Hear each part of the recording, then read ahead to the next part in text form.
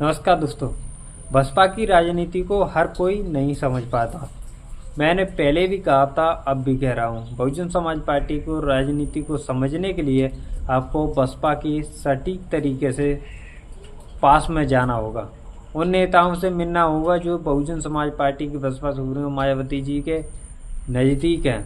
उन नेताओं से संपर्क करना होगा जो कि बसपा की ताकत को समझते हैं।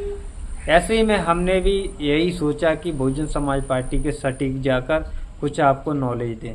आपको बता दें कि बहुजन समाज पार्टी की रणनीति को हर कोई समझने में तो बहुत दूर की बात, उसके पास भी जाने में चिकचिकाता है, क्योंकि बसपा की रणनीति साफ है।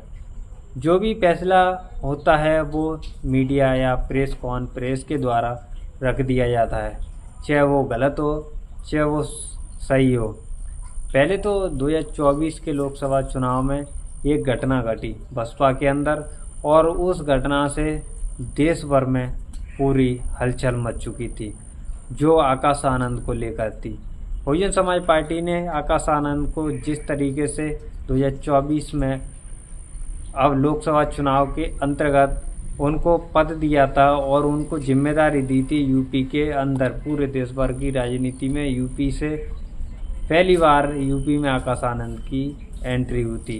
उस वक्त यूपी में नए युवाओं में और बसपा के समर्थकों में कुछ नया देखने को मिला, और बसपा की चर्चा करने में पहले तो वो अलग दिखते थे, लेकिन आकाश आनंद को आने के बाद में फिर वो काफ़ी तेज़ी से एक्टिव हो चुके थे।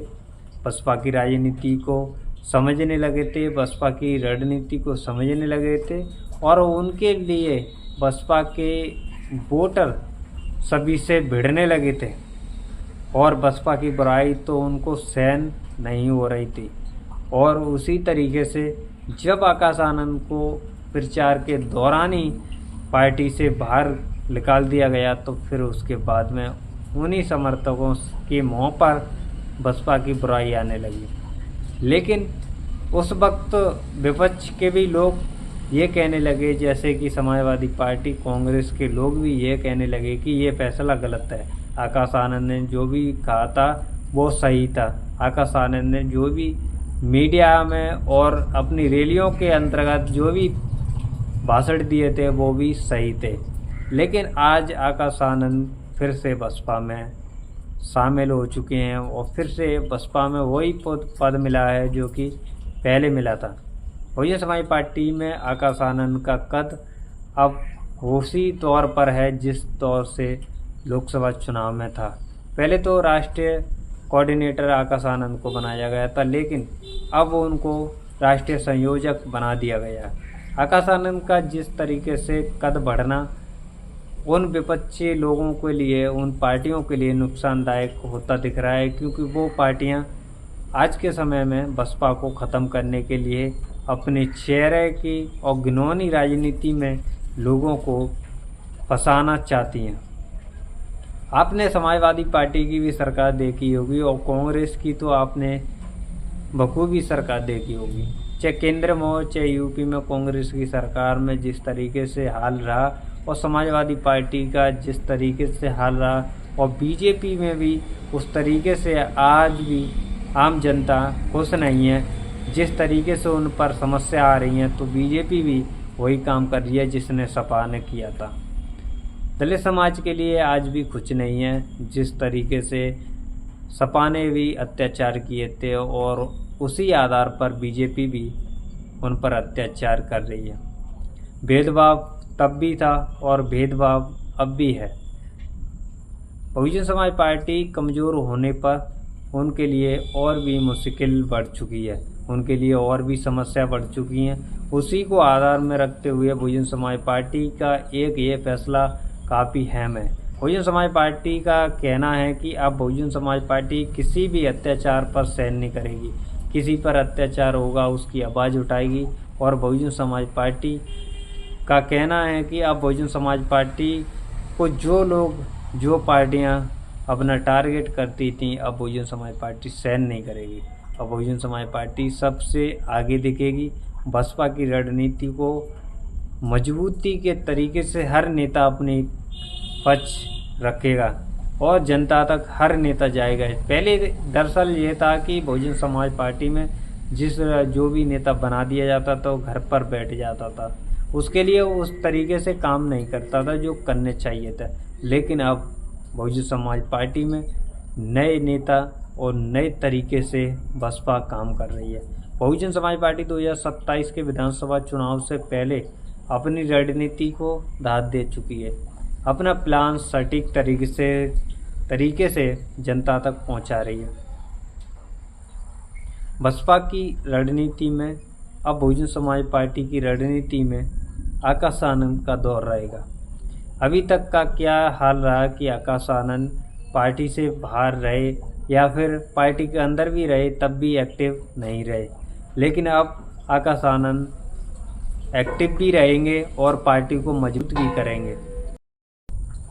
वैसे तो आकाश आनंद को तैयारी में लगा दिया गया है।